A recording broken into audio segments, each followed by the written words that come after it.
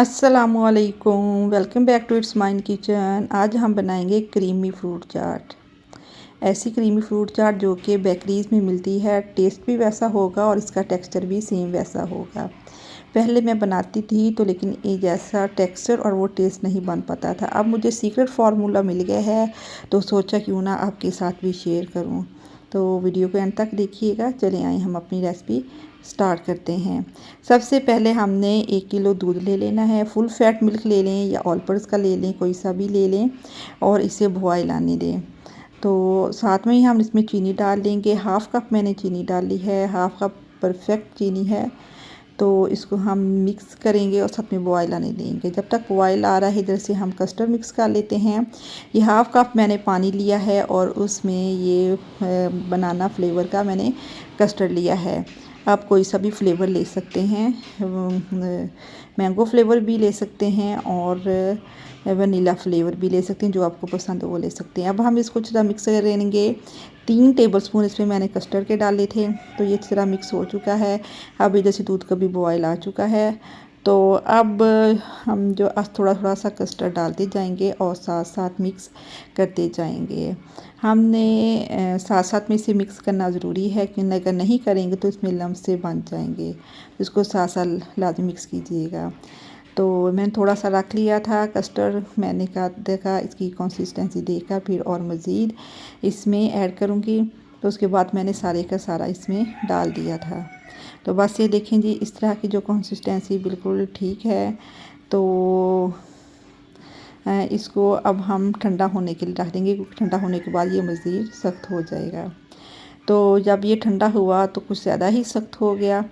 तो इसको भी सेट करने के लिए, इसको थोड़ा सा पतला करने के लिए इस भी एक मैं आपको ट्रिक बताऊंगी, क्योंकि इसको हमने पतला कैसे करना है। तो ये सारा मैंने इसमें डाल दिया है। अब ये जी मैंने व्हिपिंग क्रीम ली है। जो सीक्रेट फार्मूला ये है कि बेकरीज़ वाले डेयरी क्रीम की जगह ये जो व्हिपिंग क्रीम डालते हैं। तो व्हिपिंग क्रीम का मैंने 1 कप लिया था और इसे मैंने अच्छी तरह बीट कर लिया था। जब ये अच्छी तरह बीट हो गई और थोड़ी सी फ्लफ़ी हो गई तो मैंने फिर इसको फ्रिज में रख दिया था। तो अब हम इसको अच्छी तरह दोनों को मिक्स कर लेंगे, लेकिन कंसिस्टेंसी इनकी अभी भी थोड़ी सी ठीक है। तो इनकी कंसिस्टेंसी को पतला करने के लिए मैंने इसमें दूध डाला है।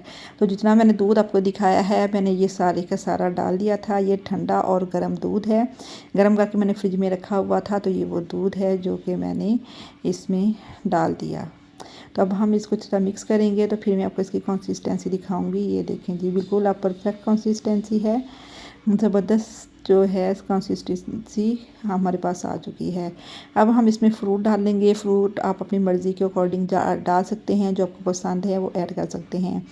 1 kg मैंने एप्पल लिए हैं और 1 दर्जन मैंने केला लिया है। और साथ में जो टूटी फ्रूटी है ये मैंने ऐड की है, ये ज़रूर ऐड कीजिएगा, इससे बहुत अच्छा टेस्ट आता है। ग्रीन और रेड ली थी, येलो भी मिलती है और कलर की भी मिलती है, लेकिन मैंने 2 ली थी। और इनको अच्छी तरह अब हम मिक्स कर देंगे। हमने इसी तरह मिक्स करना है कि तमाम जो फ्रूट हैं वो क्रीम में अच्छी तरह लिपट जाएँ। जितने अच्छी तरह लिपटे हुए होंगे उतना ही ज़बरदस्त टेस्ट इनका होगा।